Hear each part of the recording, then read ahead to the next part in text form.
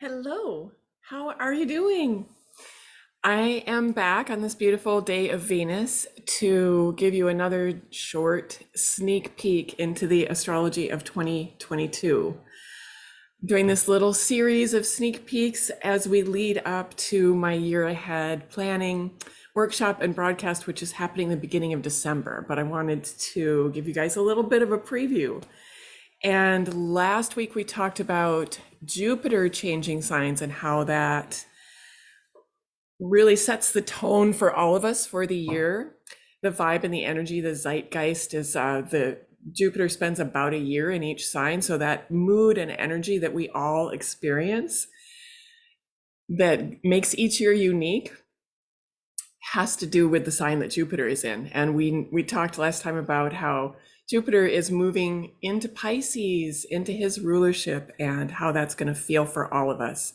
If you want to check out that video, I'll put the link below and you can watch that 10-minute video from last week. But this week, I want to tell you about another event that's happening in the sky that will affect the zeitgeist, that is on a little bit of a deeper level.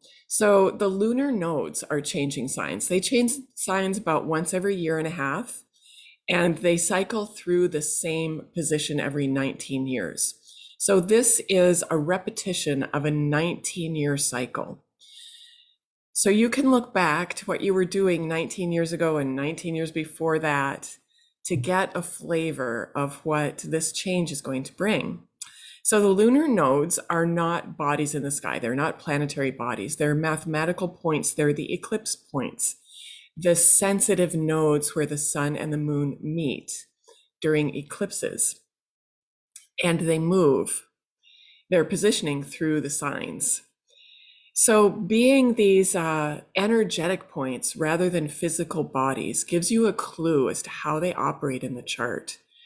The position of the nodes speaks to the deeper work that we do psychologically and developmentally.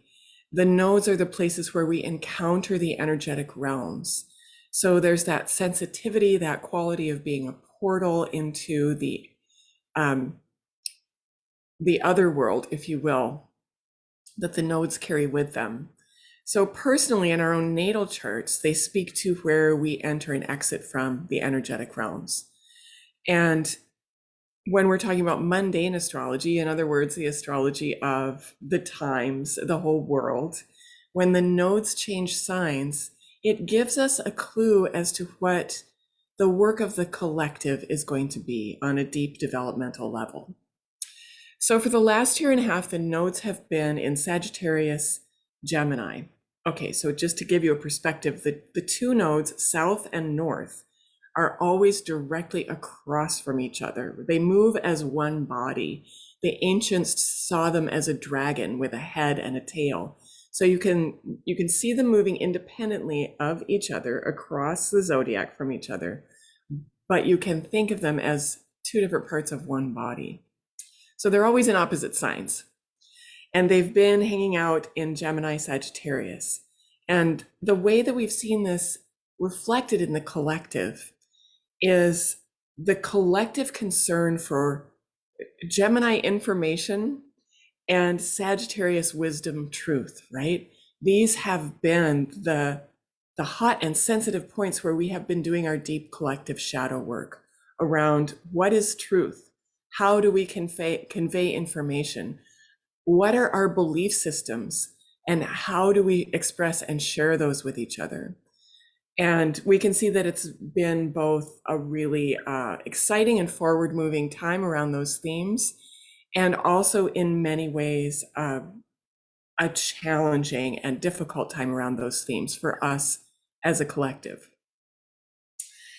So when those move through Gemini, Sagittarius, as they have been, we often see a heightened concern for belief systems and kind of people evangelizing their belief systems.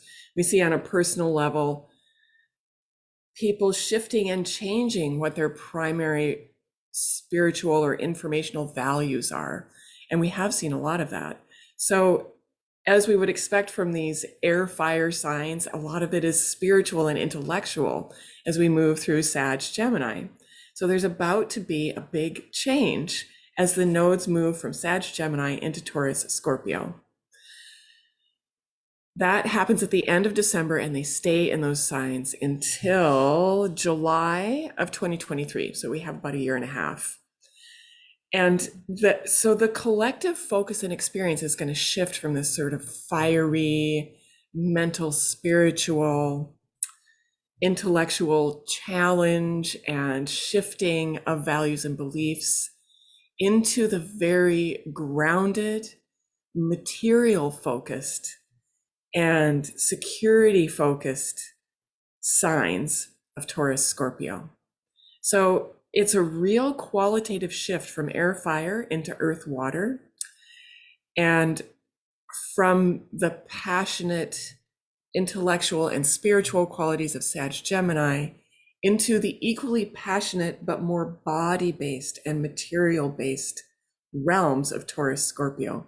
I call Taurus Scorpio the axis of fertility, because on this axis we have the compost of Scorpio, we're in Scorpio season right now, that feeds the blooms of Taurus when we come to Taurus season in May and all the beautiful old roses start to bloom. We know that that fragrance is going to be even more beautiful if they've gotten plenty of that scorpionic compost in the fall.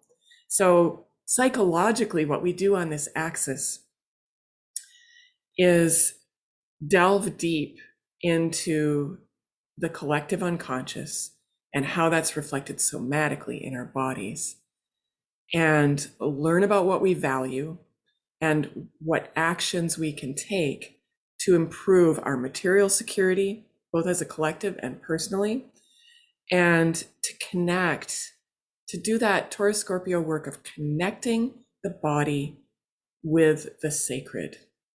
So it's a really big shift. And I think how we will see it, part of the way we will see it in the collective, is a shift in focus from information to embodiment, from the virtual to the physical.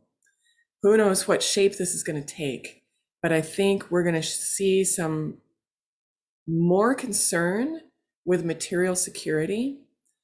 And whereas the fears that have come up over the last year and a half with the nodes in Gemini Sag have been more in the realm of ideas, we will see an embodiment of dealing with our fears, that's Scorpio, in order to create security. So again, it's always adaptive, it's always developmental, but this is a real shift in our journey. And each axis of signs leads to the developmental journey of the next or the previous. So we'll see that as we shift. It's a new step on the journey.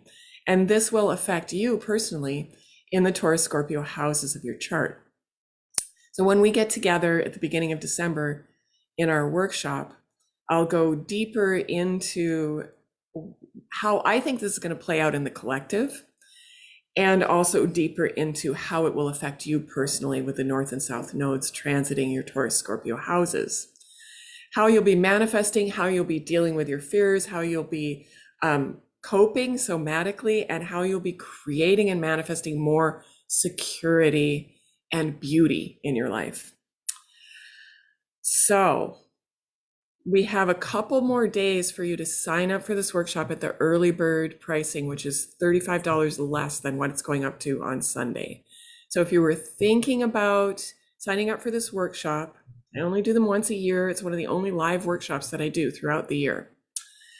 And I'm including the link below so you can click through and read all about it and sign up. Come see me in December and learn all about the year ahead and how it's going to affect you personally through your chart.